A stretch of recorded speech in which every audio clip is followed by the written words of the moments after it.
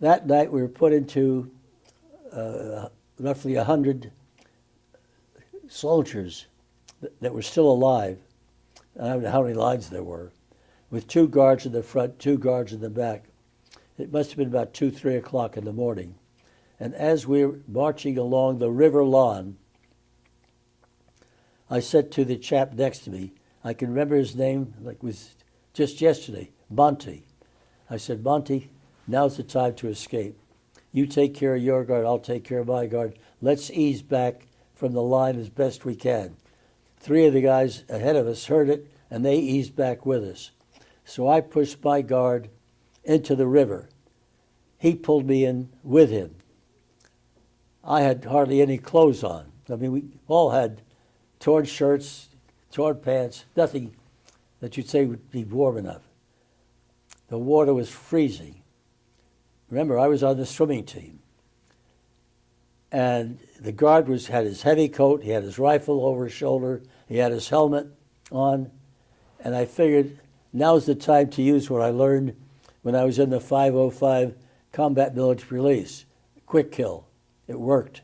He disappeared. I crawled out. Got out, I said, Monty? He said, yeah. We took the other 3 guys, we went up the top of the hill. We were in the town of Weilburg on the lawn, right by the bridge that crosses over the river. German troops are marching towards the front line. You could hear the cannon fire off in the distance. Then I hear, Americana, Americana, Americana. And I figured quickly, if he wanted to, all he had to do was raise his voice, we would have been killed right there. I said, ja? Komm, bitte, mein Frau. I didn't know what the hell that meant, but he said, come. We figured, okay. So we followed him. It was up to a maternity hospital, middle of the hill.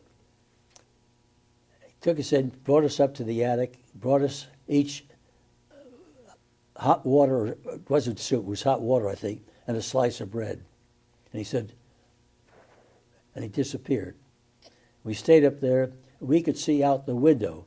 The Germans now were trying to blow up the bridge across the Lahn River. And parts of it were being blown up. The second day, they were halfway up the hill. And then the 3rd day or 4th day, they were at the top of the hill. Americans were coming in across the bottom of the hill. And then smoke grenades went off above the hospital.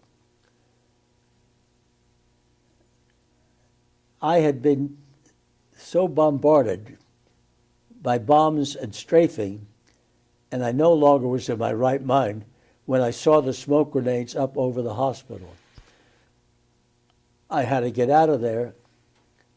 I was Section 8 at the time. I didn't realize it. And now it's post-traumatic syndrome. I went down. There was a white medic's coat hanging. I took the white medic's coat, put it on my shoulders, walked out with my hands up as best I could. As you notice, I don't have the ability to raise them too high.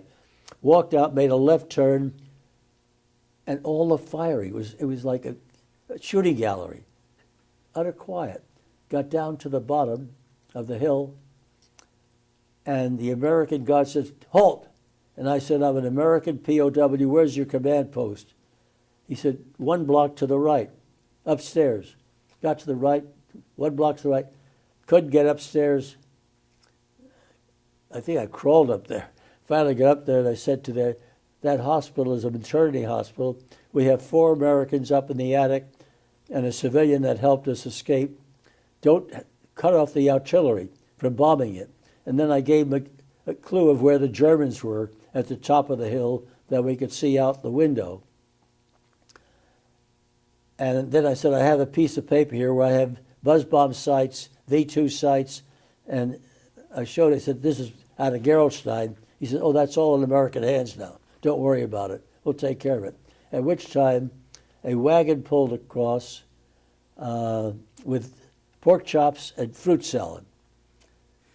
And I looked out the window, and I puked my guts out after I had the fruit salad and pork chops. They took me to the Corps Hospital, and that night a plane went overhead And they say I jumped out. These are stories they told me. I jumped out of the cot that I was sleeping in, started to dig and cry like a baby into the ground.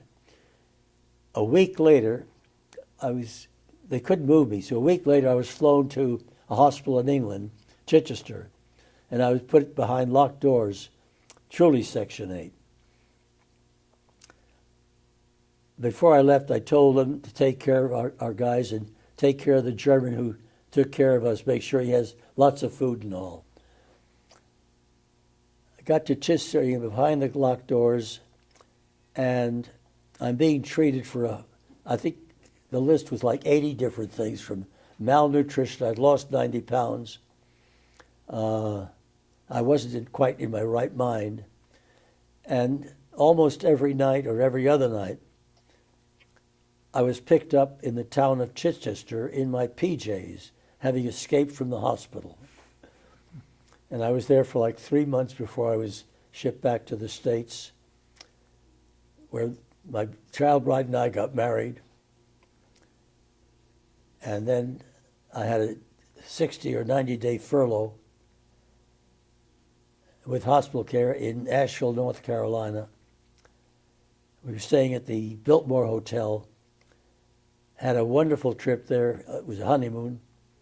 Then was sent to Little Rock, Arkansas, and then sent back to Virginia Beach before I was discharged on December 7th, 1945.